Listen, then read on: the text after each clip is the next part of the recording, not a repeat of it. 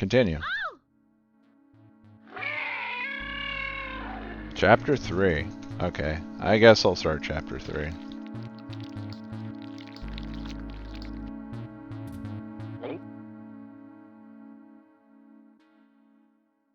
So first thing you do is give this lizard thing a prickly pear.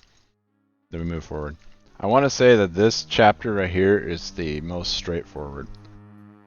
What I mean by that is... Oh, the audio is all fucked up.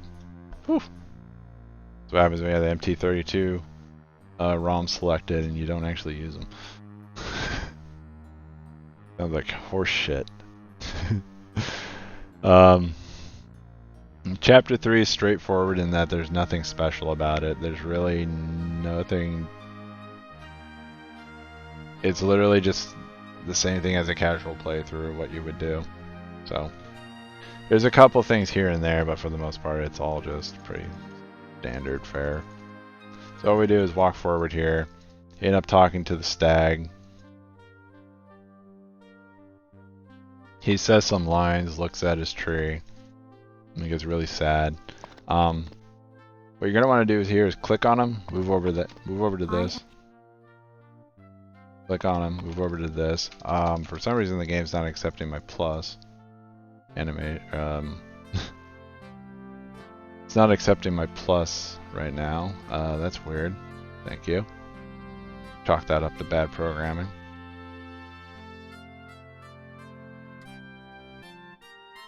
Game has now been saved here, just in case you needed to know that. Okay, I'm going to restart it.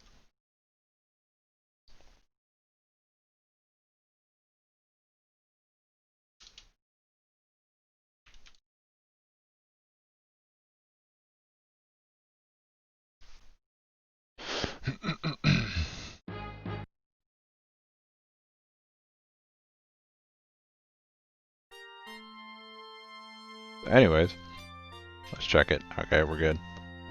So anyways, what you want to do is click on them. Whoops. Pretty much just want to click on them, swing the mouse down, click on them again, swing the mouse down, and then go.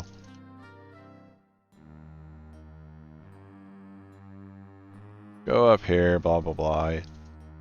This is just like the hopping over the little platforms in the sulfur like cave in chapter 2. You just have to keep hopping over this. Now you would say, hey, wouldn't an out of bounds going over there be good? No. And I'll tell you in just a second. Anyways, gotta use the basket on this cutscene. And for some reason it's still not registering my plus. That's fucking weird. Gotta save this. Save the hummingbird, blah blah blah, it says some stuff, thank you, blah blah blah. Yeah. Anyways. Out of bounds wouldn't work because the only transition that activates when you're on this side, or that's active when you're on this side, is this. As you can see, I can't just click over here. I can't click to leave. I can only go over here, go up here, and click this. Even if you're out of bounds from here to here, which you can do, it's pointless. Because you would still need to go over here to be able to activate any of these other hitboxes. It's, yeah, that's the big problem with this. Walk forward here, here's a cutscene. Hold plus and put your cursor right here. It's probably not going to work for me because... Okay, never mind, it did. So there it goes. That's the guard. He says a bunch of dumb shit. We don't care about him. Keep mashing to skip the dialogue. He's Fifi, or Archduke Fifi de Poo-Poo, or whatever the heck his name is. Fifi de Yip Yap. So what you need to do, and this is very important because if you do this wrong, you're really going to suffer. Valenice is a crybaby. If you use this comb on her, she cries because it's Rosella's comb. And she thinks Rosella's gone, dead, rip and pepperonis. However, for this particular puzzle, what you need to do is use it on him, and then she starts crying. But you can skip the cutscene. So, if you use it on her, it's very slow. It takes a long time. It's terrible. We need to walk in here, talk to the bull in the China shop. He says he's missing his China bird. And we need to go find it. Come out here. There's a cutscene. Skip it. It's Chicken de Petite.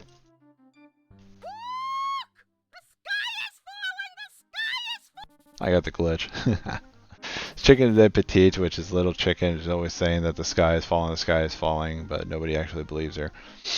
Right there's a cutscene where she's talking to the snake oil salesman, saying that.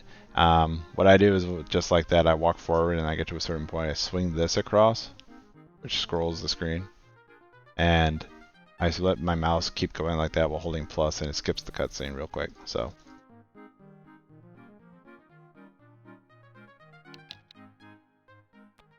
we need to get the China bird that for some reason the snake oil salesman has stolen.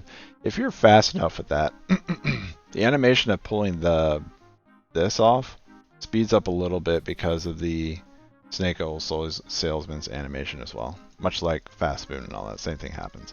You can actually move Valenies pretty fast across here, going left to right by mashing. So go over here, give him the China bird, skip the cutscene, get the mask, down, another cutscene. I position Valenies right there specifically, and then I put the mask on her. Go forward. Once the mask's on, you just click.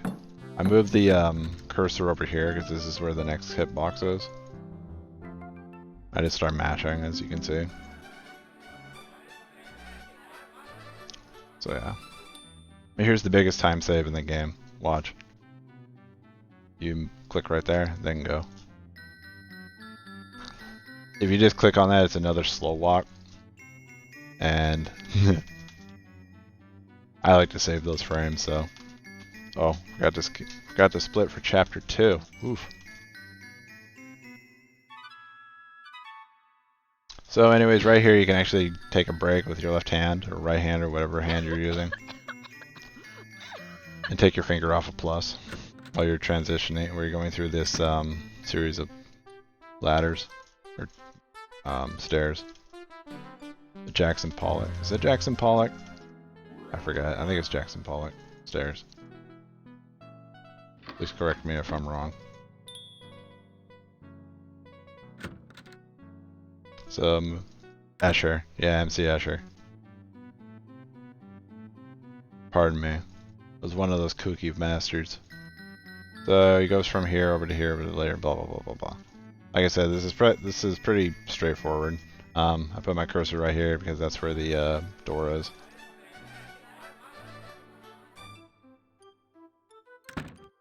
So right here, there's another cutscene. I like to go up here and then right. You end up having to walk over to that spot, and you end up right here, which is just easier to go over here and get the wooden nickel.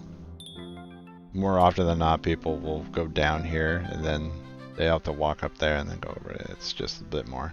So, remember those salt crystals we got earlier? The FIFA the Yip Yap after you get done specifically says, don't take that faux shop with a grain of salt. He quite literally means you need to take a grain of salt, eat it, to be able to go inside. Yeah. I love the puns in this game, honestly. So, you need to give him the wooden nickel and the mask, and then you can leave. There's actually a fast walk down that you can do, a fast transition. However, I've yet to figure it out. I got it maybe a handful of times, I haven't pinned it down yet. So, what we need to do now is go back to the kangaroo rat, because since we got that book from the faux shop guy, we need to trade the book for a crook.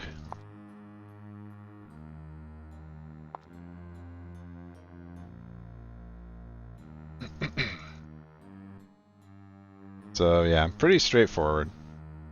And we need the crook because we need to fish the moon, which is that pile of cheese that's in the fountain, or in that little pond, or pool, or whatever. He looks possessed. Actually, he's just into listening to the tutorial. We needed to get that out to be able to get to finish the chapter. Anyways.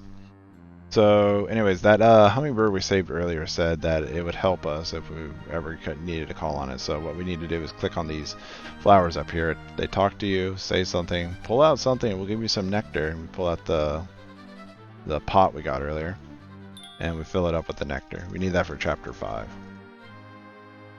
So we're going back to the desert. You can, bit of warning, word of warning, you can get the raspberry from the jackalope if you're walking too far like this, or walking too far up. So what I do when I'm doing this, I get down to about there, to that line that we drew earlier in our minds. Go over here and get back over to the rare curiosities. Just to avoid them and save some frames. Aha! Aha! Same thing right here. Oof, I went a little too fast, I wasn't prepared for it. Oh, there we go. That right there is pretty easy to accidentally transition down. But, yeah. So now it's pretty much just like a mad dash back. And like I said, that's pretty much the end of chapter 3. It's very straightforward.